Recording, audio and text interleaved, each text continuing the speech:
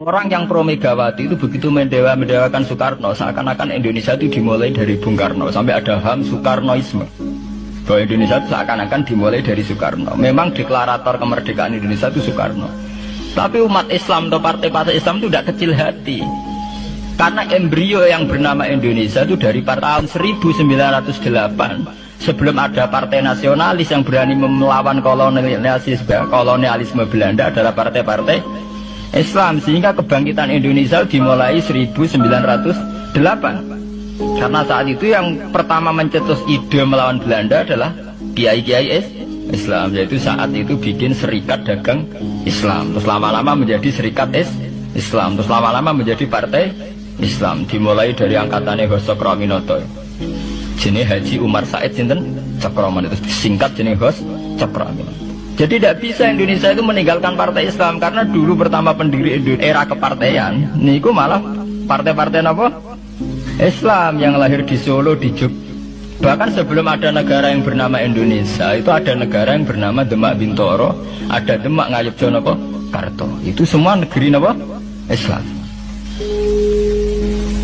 Ya, paham? Sehingga secara kesejarahan kita tidak kalah sama tuanya Soekarnoisme atau partai PN. Dan sampai kan kita ini kan kayak dinabubukkan seakan-akan Indonesia itu dimulai dari Soekarno, sehingga nak wani Pak Karno itu koyo-koyo itu kita anti Indonesia. Ya kita tidak mungkin nggak menghormati Soekarno, beliau sebagai pahlawan besar kita hormati ya, tapi ya kebesaran Pak Karno demi bangsa Indonesia jangan kemudian direduksi, disederhanakan hanya melewati partai. Ya itu kan namanya pekerdian.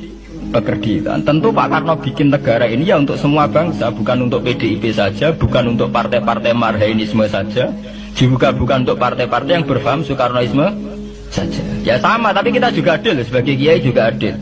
Hos Cokroaminoto bikin partai Islam adalah untuk mengusir Belanda dari bumi Indonesia, yang nantinya juga untuk kepentingan semua bangsa Indonesia, tidak hanya yang Islam saja. Ya kita adil, sama-sama adil. Saat nasionalisme ya tidak mengurangi keagamaan, saat keagamaan tidak mengurangi nasionalis. Tapi itu tadi kemudian ini dikerdilkan secara politik. Di sawangannya nawas duet Pak Hasim Mega nasionalis religius itu sudah ditren. Agar duet tenangane pasangan nasionalis sampai apa nak nasionalis terus wajib sholat, apa nak religius terus gak wajib nasional. Sebetulnya itu kan apa kan orang Indonesia itu wajib sholat hanya karena atas nama nasionalisme. Apa nak gue ngiai itu wajib bayar pajak. Itu kan pengkerdilan, proses pembohongan ya. Pembohongan secara publik. Itu dibodokno, sedurunge bodoh kan. Itu kan repot. Namanya sedurunge bodoh dibodokno ngene apa? Nurut. Makanya kalau seneng ya, kayak kemarin Hari Kebangkitan Nasional itu seneng kalau diungkap terus di TV bahwa kebangkitan Indonesia dimulai dari 1908.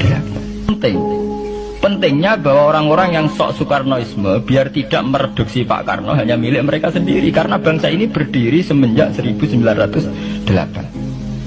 Dimulai dari gerakan Budi Utomo sampai Hos Cokroaminoto sampai macam-macam ya, serikat-serikat Islam. Tapi ini terungkap bisa tukaran. Jadi sebetulnya Presiden Gus Dur dari Presiden Yasa karena Basim Asari berjuang sebelum tahun 45. Megawati Yasa ya karena beliau berjuang lewat bapaknya, ya sama semuanya sah. Pak SBY juga sah karena keluarga militer. Apa meneh dekne mantune Sarwaedi sing ra roh sapa perjuangannya mertuane. Gak iso adol bapak ya adol mertuane. Pokoke sing dikena didol pokoke. Tapi artinya sama, kita secara sejarah itu sama. Kita sebagai santri juga tidak kalah sejarah. Karena berdirinya nasional dah lewat para kiai. Itu takokno sejarawan manapun, kayak profesor siapa di UI, siapa saja profesor-profesor sejarah bilang bahwa awal kebangkitan Indonesia itu dari partai-partai Islam.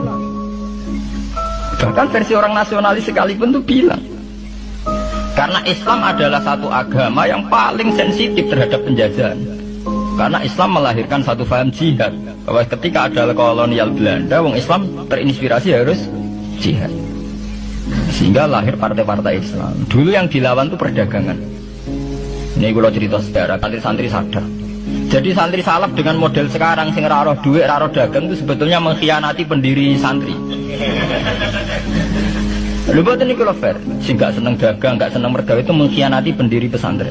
Sampai lihat sejarah tahun 1908 itu namanya tidak SI, tidak Serikat Islam, tapi Serikat Dagang Islam. Karena para kiai adalah melawan dominasi Cina di Surakarta dan dominasi Belanda menguasai sentra-sentra perdagangan. Sehingga yang dilawan pertama adalah piye supaya kolonial gak menguasai aset-aset ekonomi. Sama takono sejarah cek versi kiai, cek versi buku, asal gak versi klenek. Itu pertama yang dilawan para ulama adalah penguasaan aset ekonomi oleh Cina dan Belanda, sehingga